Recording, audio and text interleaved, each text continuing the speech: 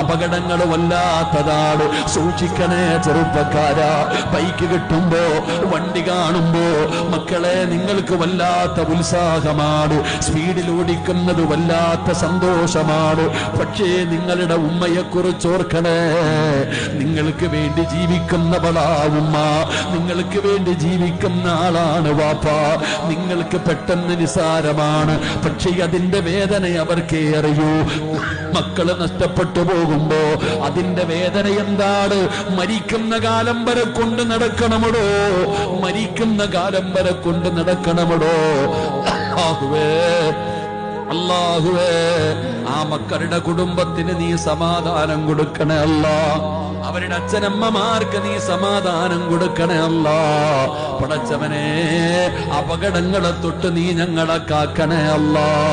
ഇത്രയേ ഉള്ള സഹോദരാ, എപ്പോഴെവിടെ വെച്ചാണ് മരണം വരുന്നതെന്നറിയില്ല.